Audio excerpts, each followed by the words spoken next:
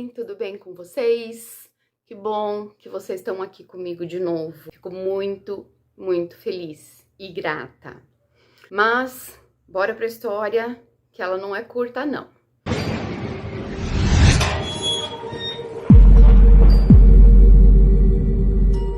Cinturão da Bíblia. Vocês já ouviram falar?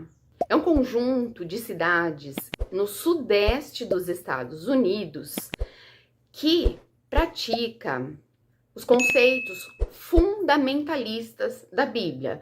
São religiões, né, que seguem à risca, principalmente o Velho Testamento. Portanto, não é o melhor lugar para você resolver ter uma religião alternativa que fuja a esses padrões. E para piorar a situação da nossa história, os Estados Unidos estava passando por aquela fase de pânico satânico, que eu já comentei com vocês num outro vídeo. Isso causava nas pessoas extremamente religiosas um certo medo, até compreensível, né? Porque elas tinham uma visão assim mais limitada do mundo. Começa com um burburinho, que vira uma fofoca, e de repente tá assombrando a cabeça das pessoas mais supersticiosas.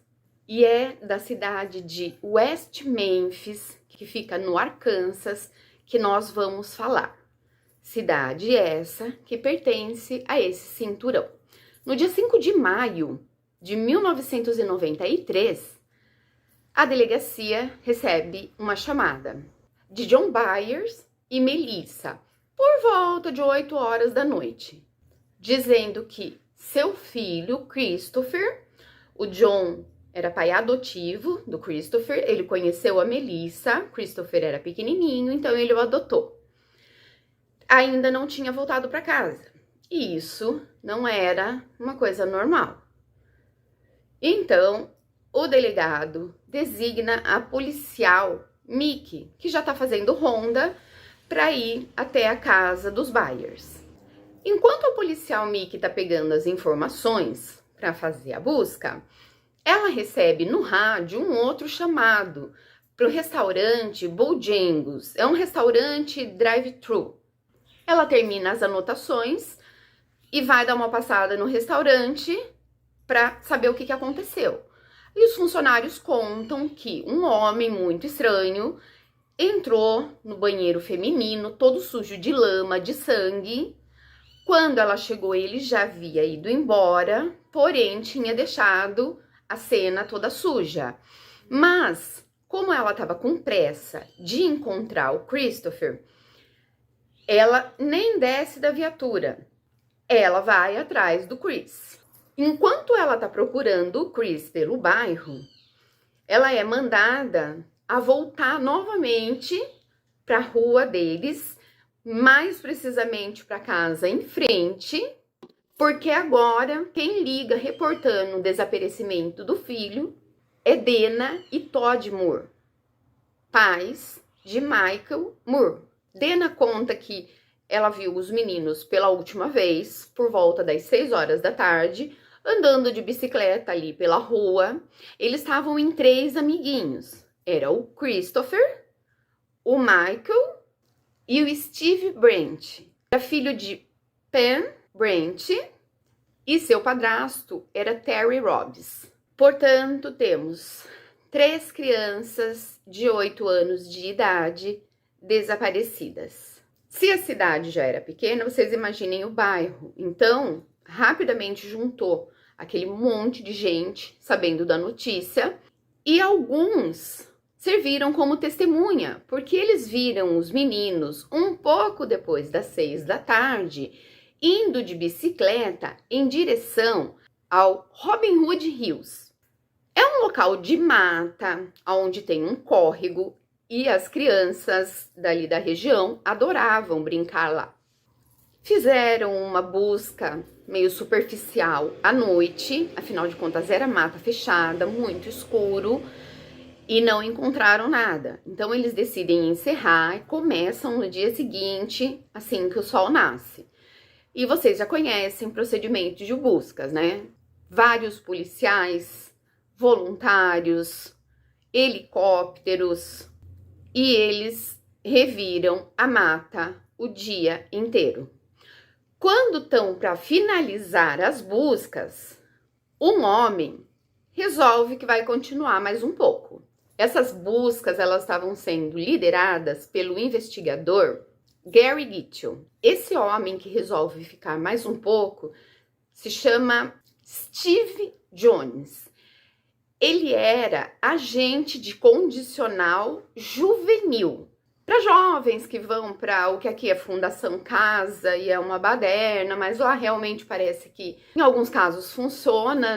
Então, quando os meninos saem, eles têm também esse acompanhamento. O Steve, ele estava vasculhando as margens desse córrego quando ele vê um tênis de criança boiando. Então, ele avisa no rádio que tinha visto algo que poderia ser uma pista. Quem responde o chamado no rádio é o sargento Mike Allen. Quando ele chega no local, ele resolve entrar na água para procurar se encontra mais alguma coisa além daquele tênis de criança sem cadarço. Conforme ele vai andando, o lugar é bem raso, porém a água é bastante turva, não se enxerga nada com aquela sujeira. Ele percebe que ele encosta o pé em alguma coisa que levanta umas bolhas na água. E não demora muito para eles se depararem com algo que eu acho que ninguém espera, ninguém deseja nunca ver na vida. O corpo de um garotinho que, apesar de estar há horas na água, ele reconhece, é Michael Moore. E também consegue perceber que ele tá com vários ferimentos graves, profundos, hematomas. Bem perto da onde ele encontra o Michael, ele encontra o bonezinho dele de escoteiro. Ele tinha tanto orgulho de ser escoteiro que mesmo quando não tinha reunião, se o uniforme dele tivesse limpo, pronto para ele usar, ele usava. E naquele dia ele estava com seu uniforme. Enquanto isso, vão chegando mais membros da força-tarefa. E dessa vez quem entra na água é o agente Brian Reed. O agente Reed já entra na água, né, tateando com as mãos mesmo, e ele sente um galho enterrado, cravado na lama. E ele puxa esse galho. No que ele puxa, tem uma peça de roupa amarrada, né, na ponta do galho. Conforme ele vai avançando, ele vai encontrando mais galhos com mais peças de roupas. Provavelmente, quem cometeu aquele absurdo estava tentando esconder as provas para dar tempo, sei lá, de repente dele fugir ou dele bolar um plano. Quem é que vai saber? Nisso, ele avista de bruços o Steve. Ele vira o Steve, que está nas mesmas condições do Michael. Eu esqueci de falar. O Michael e o Steve, eles estavam com o braço direito amarrado à perna direita, com o cadarço do tênis para trás, fazendo com que o corpinho se inclinasse para frente. Assim que ele retira o Steve e entrega, né, para um policial, logo ele já avista também o Christopher, com as mesmas características. Porém, o Christopher tinha algo um pouco mais chocante. Ele estava sem o genital. Assim que o investigador-chefe, Gary Giff, fica sabendo, ele já notifica as famílias de que as crianças foram encontradas, porém sem vida. Gente, é uma cena de destruir o coração. A Pen, que é a mãe do Steve, ela Eu não sei se ela chega a desmaiar ou se ela quase desmaia. É doloroso demais de ver. Por que eu falei que a Pen parece que desmaia? Em 96, foi gravado o primeiro documentário a respeito do caso, que é Paradise Lost.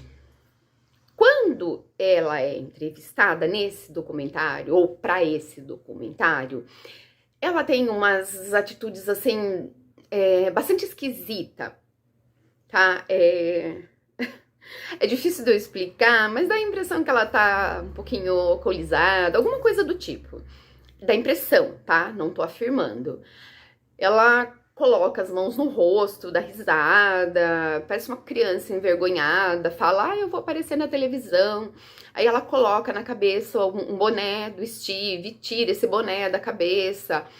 E ela fala umas coisas assim meio desconexas. Mas quem é que vai julgar depois do que ela passou, né, coitada?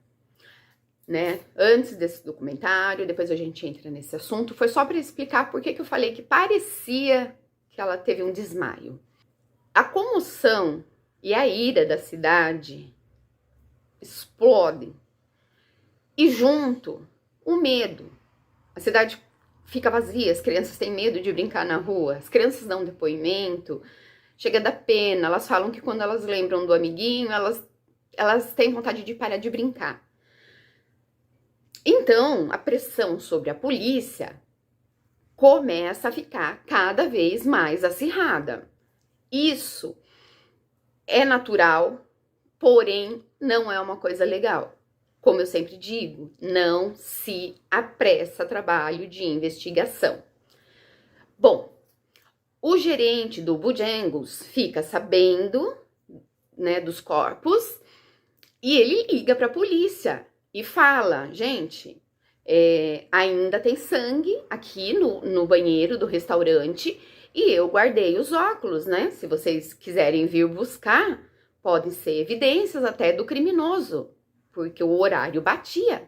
O agente Reed vai e coleta essas evidências. Uns 10 dias depois do acontecido, a polícia recebe uma denúncia. Um rapaz de 19 anos, chamado Chris Morgan, que tem um carrinho de sorvete, sabe esses carrinhos que tocam musiquinha, que aparecem com muita frequência em filme de terror? Pois é, o Morgan se mudou para Califórnia, do nada, de repente, logo depois da descoberta dos corpos. Os próprios parentes e amigos acharam aquilo extremamente esquisito. Por isso notificaram. O Morgan é encontrado, ele mesmo se apresenta para dar declarações e o interrogatório dele é bastante intenso, vamos dizer assim. Ele chega a falar pro investigador que está interrogando ele que consiga alguém para hipnotizar ele, porque é bem provável que ele possa ter feito isso e não esteja se lembrando. O Morgan estava passando por problemas com substâncias ilícitas. Ilícitas também. Peraí. Lícitas também. Vocês entenderam? Álcool e... Então ele tinha uns surtos, né? Aí, de repente, ele fala, não, eu não seria capaz de fazer isso. E de boa vontade, ele cede a amostra de sangue, de urina, mas é dispensado. Afinal de contas, não tinha nada concreto contra ele. A polícia de West Memphis estava muito intrigada, falou muito sobre isso. A falta de sangue na cena. Mas as crianças foram encontradas na água. Então, se os golpes, né, foram desferidos na água, não haveria mesmo sangue. Porém, esse pânico satânico fez com que eles começassem a pensar que aquilo fazia parte de um ritual. Eu não sou expert, Mas, vendo a cena, porque eu tive a infelicidade, né, de assistir os documentários, casos midiáticos, assim, é mais fácil de você conseguir encontrar documentários do que artigos. E a cena não tinha absolutamente nada de ritualística. Não do que a gente sabe, que a gente vê em filme, que a gente vê em documentários, que a gente vê em livros. Mas eles decidiram seguir essa linha de investigação. É aí que entra no radar deles um rapaz de 18 anos chamado Damien Echols. Damien, ele era assim, estilo gótico, tava sempre de preto, na maioria das vezes com sobretudo, ele tingia o cabelo de preto, às vezes pintava as unhas, gostava de rock, andava pelas ruas assim com cara de mal, pichou o nome dele em alguns muros, mas isso não quer dizer que o rapaz seja um assassino. Isso são características de jovens que sofreram bullying. Naquela época, os bullying eram pesados e ele realmente sofreu, tanto que ele abandonou a escola. E uma outra coisa bastante esquisita que quase ninguém comentou foi que o Damien, ele era bastante religioso, tá? E de uma hora para outra, ele adquire uma certa repulsa. O que passou na minha cabeça? Não foi falado isso por ninguém. Será que ele não pode ter sido abusado pelo líder da igreja que ele frequentava? Que eu não vou citar, obviamente, qual religião era. Normalmente, meninos, principalmente mais velhos, não falam sobre isso. Eles sentem vergonha. Só que essa repulsa repentina por algo que ele gostava é uma coisa para se pensar. E o Damien, quando ele saiu da escola, ele saiu por causa do bullying, ele era inteligente, ele gostava de estudar. Então ele continua lendo muita coisa e ele começa a se interessar por religiões alternativas. E a que ele mais gosta é a Wicca, que é basicamente, ao invés de o ser divino ser um ser masculino, como as religiões metodistas pregam, na Wicca, Deus é um ser feminino. Aí também, porque deu a impressão que ele realmente estava com repulsa de algum homem, e a Wicca é basicamente liderada por mulheres, porque acredita na divindade feminina. Afinal de contas, quem dá a luz é a mulher. Só que para quem não entende, para quem não sabe, acha que a Wicca é bruxaria. Pode até chamar assim, porque as reuniões não são em templos de tijolos, são na natureza, com fogo. São feitos alguns rituais, mas assim, rituais com flores, com água.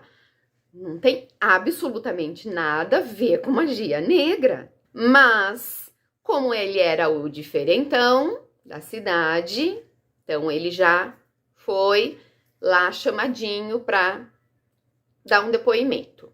Nós já sabemos o que acontece, né, nesses depoimentos, principalmente em cidades pequenas, na época em que não se filmava a sala do interrogatório. Eles vão perguntando, e o Damien, ele se considerava um pouquinho superior às outras pessoas da cidade, porque ele tinha um conhecimento, né, do geral, pouco maior do que daquelas pessoas que simplesmente aceitavam aquilo que era dito para elas e seguiam. Então, ele vai respondendo as perguntas e, né, com aquele arzinho de arrogante, o que, de novo, não torna ele um criminoso. Sabe-se lá quantas perguntas são feitas, perguntas repetidas para ver se a pessoa vai cair em contradição. Quando eles percebem, né, que ele já tá um pouco cansado, perguntam para ele o que ele gosta. E o Damian fala que ele gosta de assistir TV, de ouvir música, andar de skate e ler. Aí eles perguntam, mas você assiste o quê? Você lê o quê? Daí ele fala, eu assisto, né, qualquer coisa, comédia, terror. Aí, leitura, ele falou assim, eu gosto de conhecer culturas diferentes, religiões diferentes. E aí que eles se fixam, né, na Wicca. Eles falam, a Wicca não é um tipo de satanismo? E o Damian tenta explicar que não. Muito pelo contrário, né? Uma das coisas que a Wicca prega com mais afinco é justamente a bondade. Inclusive com a natureza, com tudo que é vivo, né? Até lembrei, a mãe dele, né, numa entrevista, ela conta que uma vez o Damian achou um gatinho abandonado, levou para casa e disse que ela cuidava desse gatinho como se ele fosse um bebê. Daí eu me pergunto, será que uma pessoa assim seria capaz de fazer tanta maldade com crianças? O Damian, esperto, inteligente, porém ingênuo, como todo jovem, né?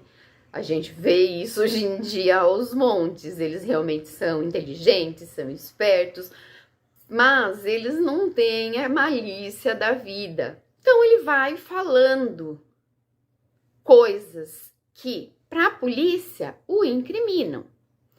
Mas terminado o interrogatório, nada se tem contra ele e ele é liberado. Eles começam a seguir o Damian, porque seguiram a linha de investigação ritualística. Lembraram que na noite do crime a lua estava cheia. Então eles, né, deduziram na cabecinha deles que na próxima lua cheia tinha uma grande possibilidade dele fazer outro ritual. Então ficaram seguindo. Eles chamam para conversar também Jason Baldwin, que é o melhor amigo do Damian. O Jason morava há pouco tempo em West Memphis e eles eram assim praticamente vizinhos. Claro que ele notou, né, que o Damian se destacava ali das outras pessoas e eles tinham algumas coisas em comum. O Jason tinha vindo de uma cidade maior. E não demora muito, eles acabam ficando amigos, porque eles têm interesses em comum. O que a polícia pensou? Como a gente vai convencer a população de que um adolescente de 18 anos, um rapaz de 18 anos, conseguiu subjugar 3 crianças de 8 anos, que são crianças, mas já são espertas, e eles tiveram a ideia de arrumarem um comparsa. E quem melhor do que o melhor amigo? Olha, é devastador. O Jason tinha 16 anos de idade. Ele era aqueles adolescentes extremamente tímidos, retraídos. Foi chamado também. Eles moravam em trailers. Vocês já devem ter visto em algum filme. Lá nos Estados Unidos, em algumas regiões, isso é bastante comum. Inclusive, existem campings, né, para que as pessoas estacionem e fixem esses trailers. Até então, a polícia não sabia muito bem o que fazer. Até que aparece uma mulher chamada Vicky Watkins, que fala que tem um funcionário chamado Jesse Miskeller que contou para ela que conhece o Damian e que o Damian gosta e pratica satanismo. Inclusive, ela fala que o Jesse uma vez convidou ela, que o Damian tinha convidado ele para irem em um desses rituais. E o Damien vai buscar ela de carro. Ela fala que quando chegou nesse lugar, ela começou a se sentir meio mal. E aí ela começa a descrever coisas que a gente já viu em filme até da Sessão da Tarde. Corria o boato de que ela tinha também problemas com substâncias ilícitas. E estava sendo oferecido 35 mil dólares para quem desse alguma informação que levasse ao criminoso ou aos criminosos. Então, provavelmente, ela estava procurando por isso, porque ela não provou absolutamente nada. Mesmo assim, ela foi chamada no julgamento para depor. Bom, o Jesse Misskelley é um garoto de 17 anos que tem uma deficiência intelectual e ele ajudava ela meio período com tarefas assim como cortar grama, consertar alguma cerca, até cuidar das crianças. Depois dessa mulher ter aparecido na delegacia e citado o nome dele, o Jesse é chamado também. Então vocês imaginem a situação. Um garoto de 17 anos, menor de idade, com problemas de deficiência intelectual, o QI dele era de 73. Gente, pelo amor de Deus, eu não estou falando isso de forma pejorativa. É verdade, ele realmente era lento. No julgamento, o investigador, o Giffen lá, ele alega que o interrogatório durou 53 minutos, que é mais ou menos a quantidade que eles têm gravado em fita. Mas isso é mentira. O Jesse ficou horas lá, diz que assim, em torno de 5, 6 horas. Aí eles percebem, como fizeram com o Damien, que ele já tá cansado. E tudo que perguntam para ele, ele fala, não sei, não vi, não fui eu, não sei, não. Aí eles começam a fazer diferente. Ao invés de fazer perguntas pro Jesse, eles começam a fazer afirmações. Pessoas com problemas assim intelectuais, elas tendem a querer agradar as outras pessoas. Então, elas falam aquilo que a pessoa quer ouvir. Agora, você imagina a autoridade. Então, ele começou a concordar. Aí perguntaram a que horas eles tinham pego as crianças. E o Jesse fala que de manhã e que meio-dia eles já estavam indo para casa. Gente, esse horário os meninos estavam na escola. Eles foram para casa, comeram, lancharam. A mãe de um deles viu eles por volta de 6 horas da tarde. Um monte de testemunha viu eles indo de bicicletinha lá pro Robin Hood Hills depois das 6 da tarde. Aí eles refazem a pergunta até o Jesse chegar no horário que eles querem. Pronto, prato cheio. Tudo que eles precisavam para deter os 3. Ah, a tal da Vicky passou pelo polígrafo, tá? E é engraçado como, quando convém, a polícia leva em consideração o resultado, né, desse maldito polígrafo. Quando convém, eles desconsideram. E já existia, isso nos anos 70, livros que ensinavam a burlar o polígrafo. O polígrafo não é 100% confiável. Mas como eles queriam incriminar aqueles meninos e resolver logo o caso, né, para a população parar de buzinar, então, né, que legal, né? Ela falou a verdade. Quando eles prendem os 3 no mesmo lugar, porque é uma prisão preventiva, eles contam para os detentos que já estão lá o porquê que os meninos estavam sendo detidos. Então, não foram mais de 18 anos só de privação da liberdade.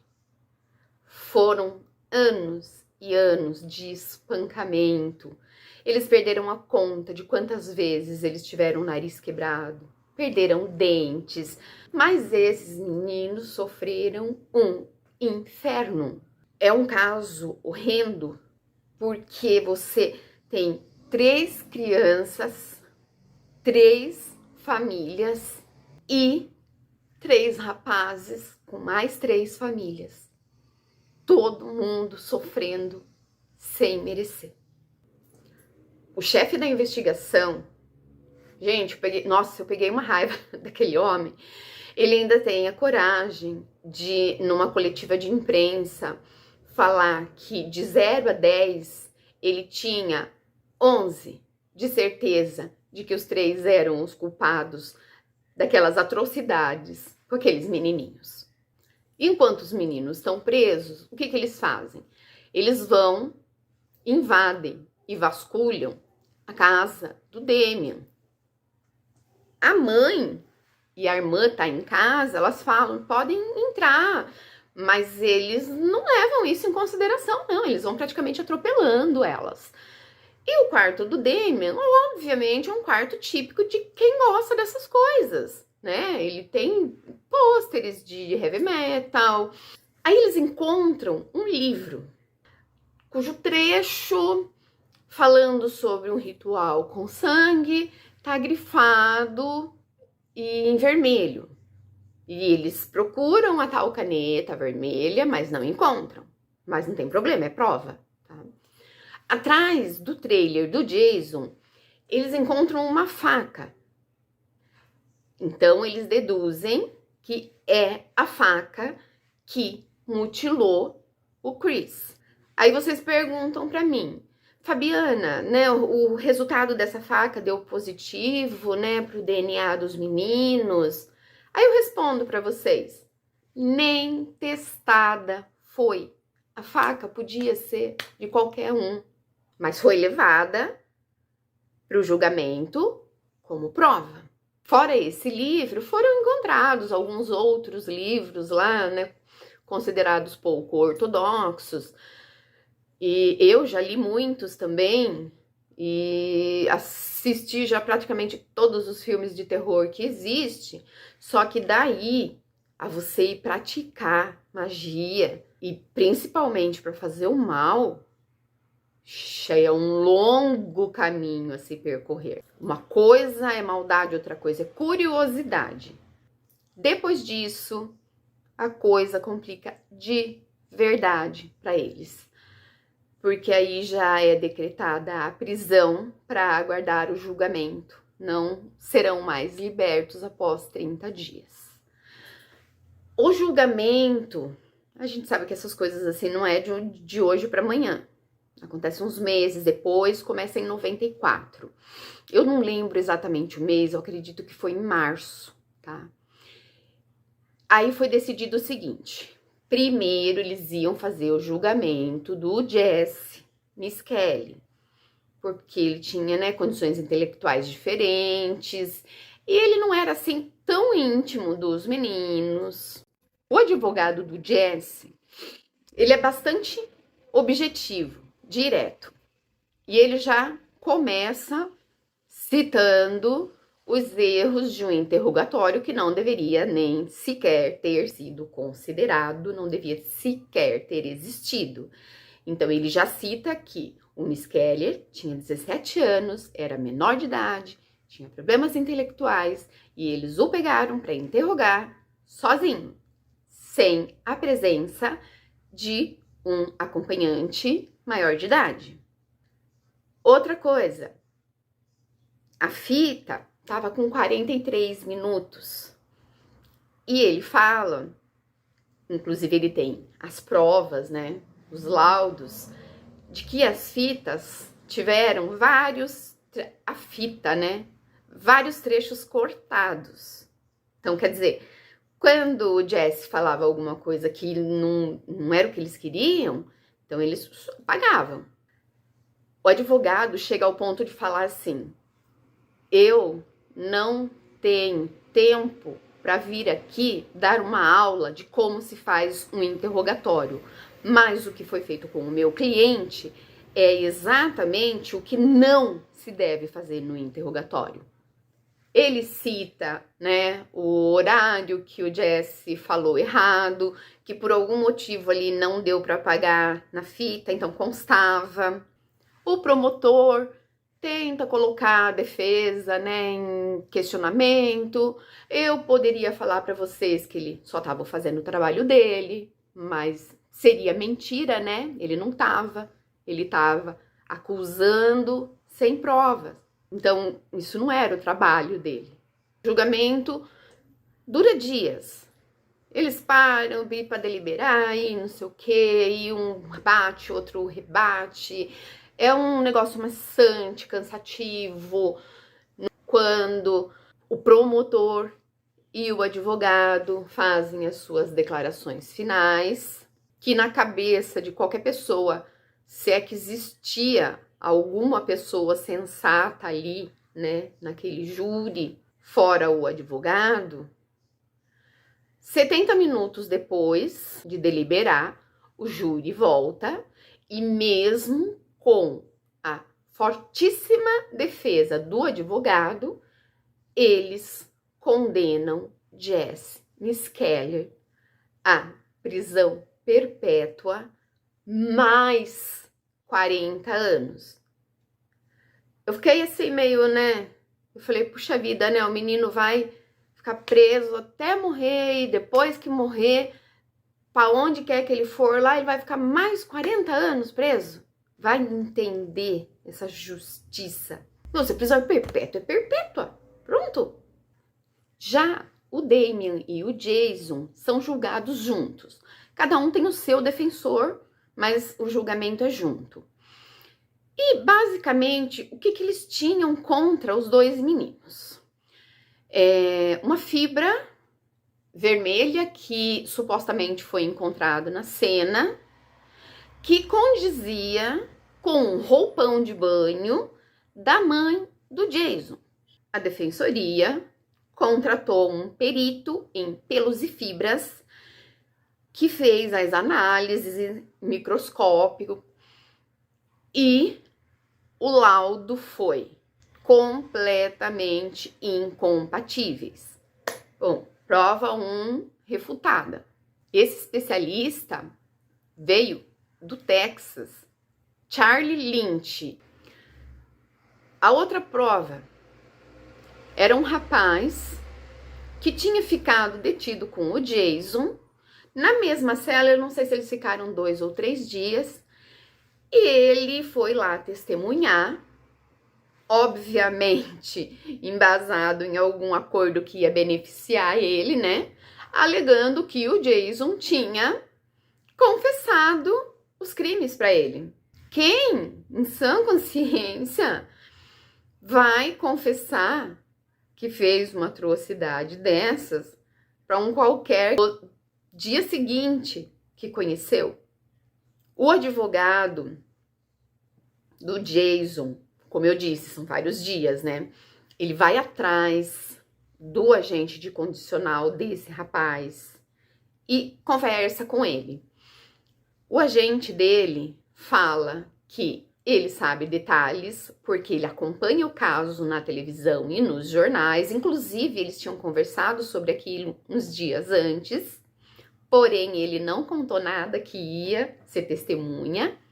E o agente fala que ele não é de confiança. O advogado do Jason pede para que esse agente entre em contato com o promotor e fale para ele.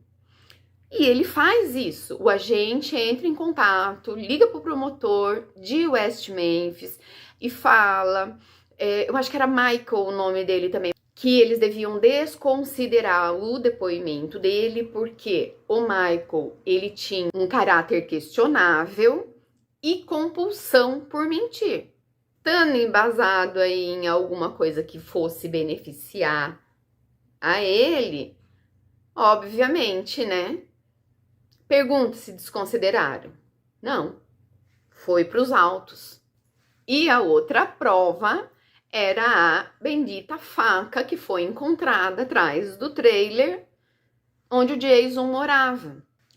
Eles chamaram, eu acho que era um biólogo, e ele explicou detalhadamente que a mutilação, é doloroso falar, do Christopher pode ter sido feita por algum animal, coisas que na mata tem bastante, e naquela região realmente tinha mesmo muito cágado, e cágado é carnívoro.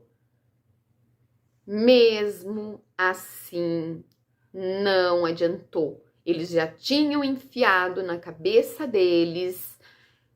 Isso me faz lembrar de um caso que os meninos eram culpados e nada ia mudar a mentalidade deles. Eu vou deixar para vocês no card esse caso que eu lembrei, tá? Ah, uma coisa muito importante que eu esqueci de contar para vocês. No julgamento dos meninos, teve também um tal doutor em ciências ocultas que garantiu que aquilo era um ritual. E o advogado do Jason, ele vai e pergunta onde ele fez o doutorado dele. Esse homem fica com uma cara de paspalho, tentando enrolar para não responder. Aí o advogado pega e mostra, porque ele foi atrás. Ele falou assim: você fez a inscrição por correspondência e nunca compareceu em nenhuma aula.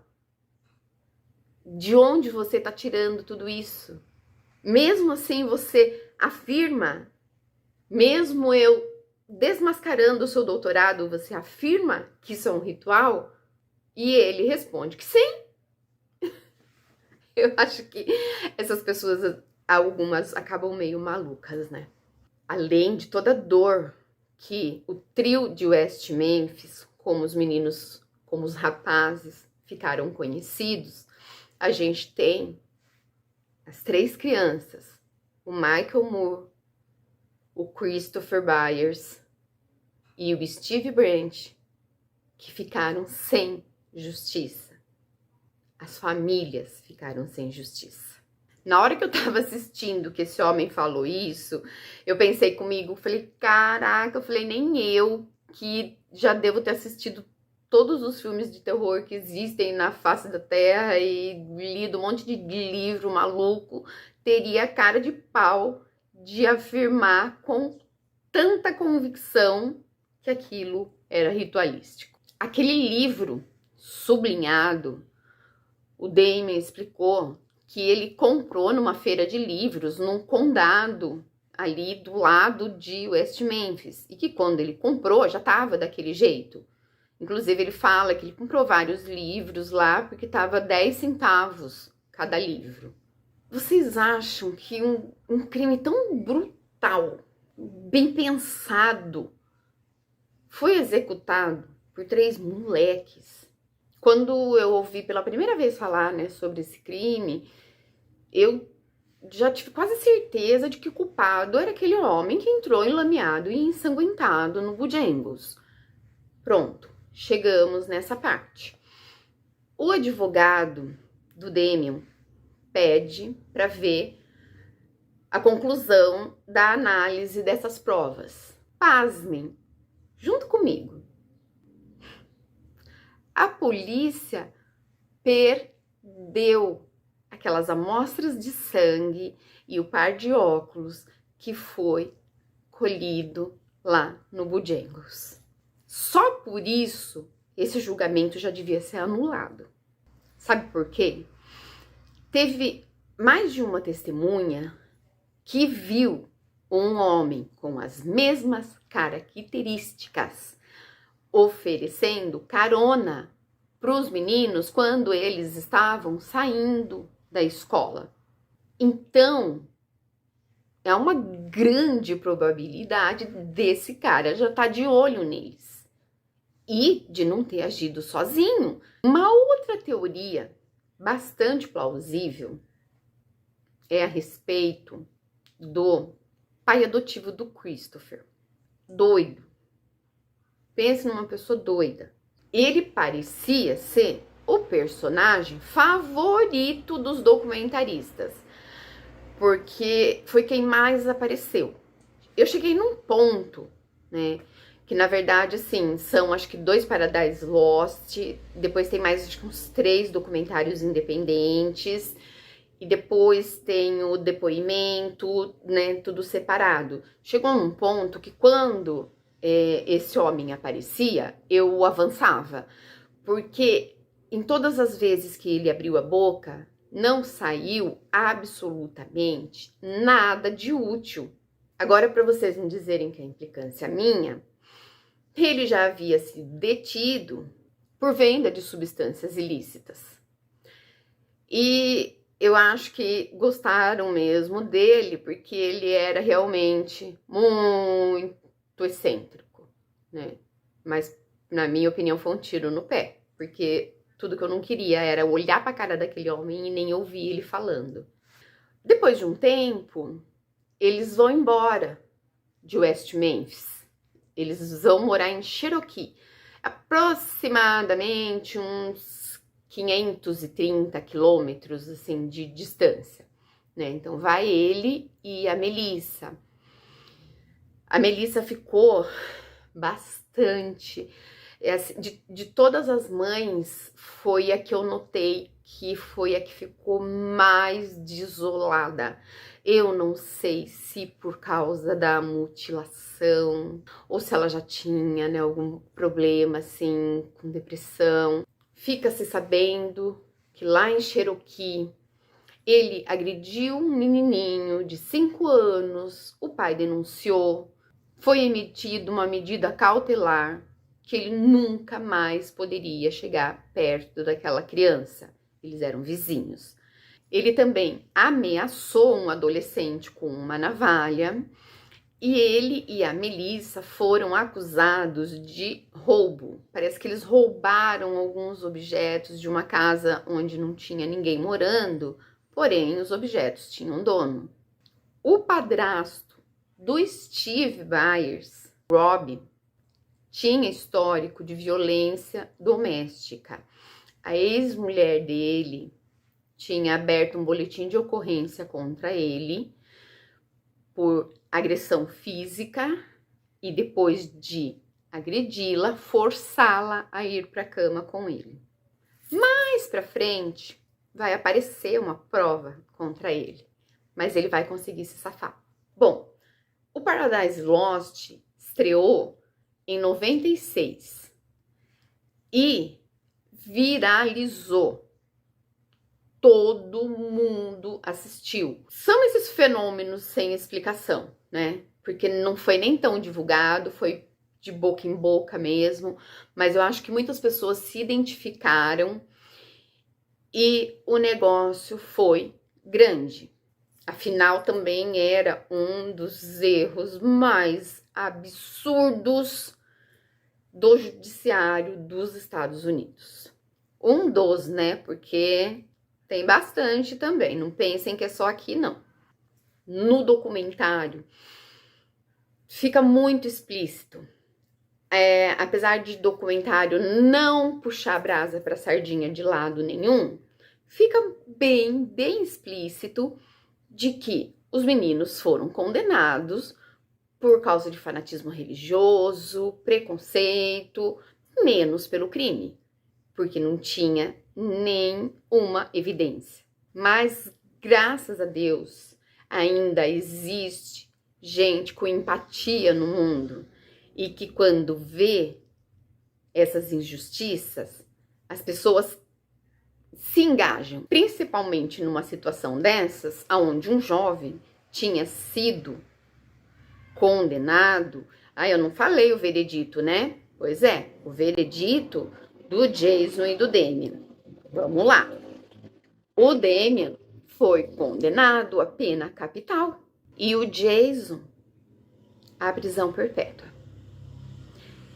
Então, a população que assistiu Paradise Lost e que viu as entrevistas com eles lá na cadeia, né?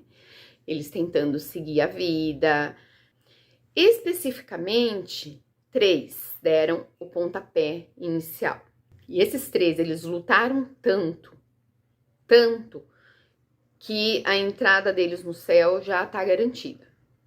Foram Cat Bacon, Groove Peshley e Burke Sauce. Os 3 criaram um site para divulgar ainda mais a história dos meninos e pedir todo tipo de ajuda de especialistas, financeira, para eles poderem bancar com especialistas. Foi uma imensa comoção.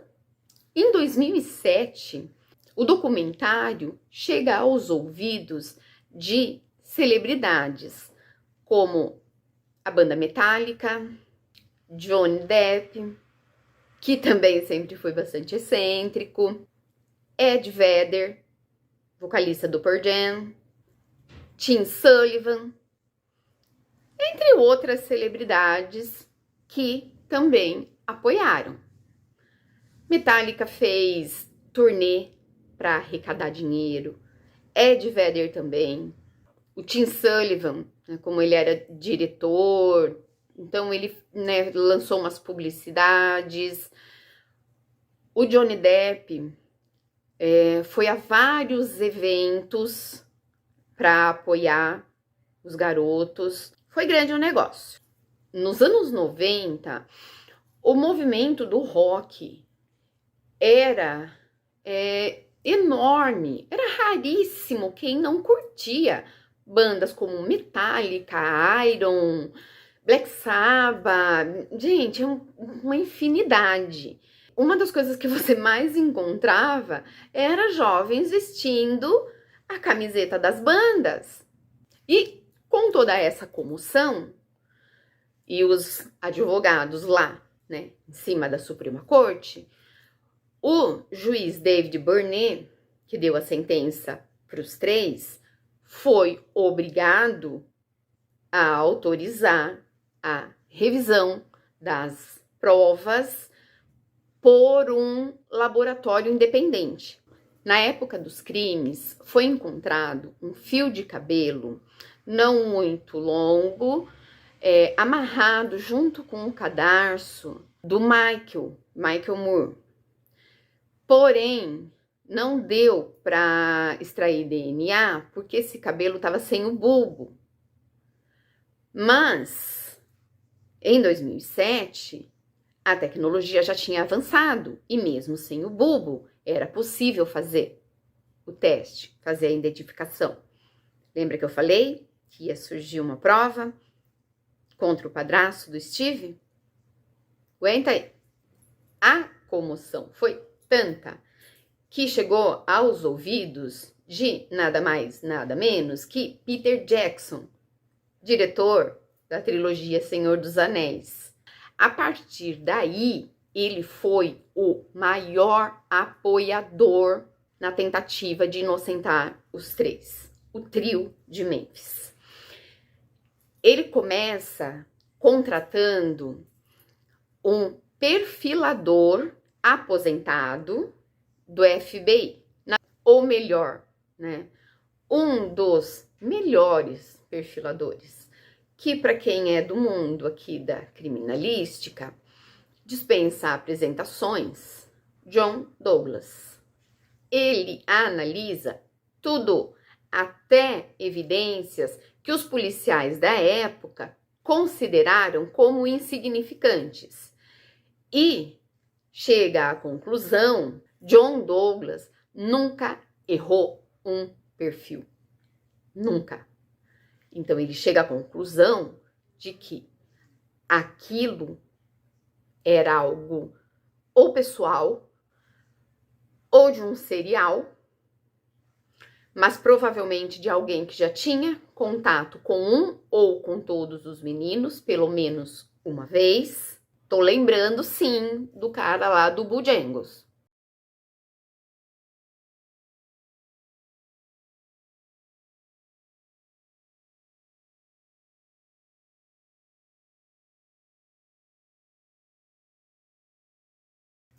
E que aquilo não tinha absolutamente nada de ritualístico. Rituais contêm outros elementos, é mais organizado. Quem é que vai discordar dele, né? O Peter Jackson banca também 2 dos melhores detetives particulares que ficam sabendo, né, desse cabelo, que tudo indicava ser do padrasto. Então, o que que eles fazem? Eles vão atrás de uma amostra, mas ele se nega a dar por bem. Então, eles dão o jeitinho deles. E ele vai ser exaustivamente investigado, mas no fim vai conseguir alegar que foi transferência secundária, porque afinal o Michael ficava quase o dia todo na casa dele por causa dos meninos serem amiguinhos. Engraçado que por muito menos do que isso, o trio pagou. Bom, aí o juiz Burnett já estava contra a parede. Pessoas de gabaritos, né, ajudando na investigação. Aí, a maior prova, pelo menos na minha opinião, e eu acredito que na de vocês também, de que os meninos eram inocentes. A Suprema Corte oferece para eles o Acordo de Alford.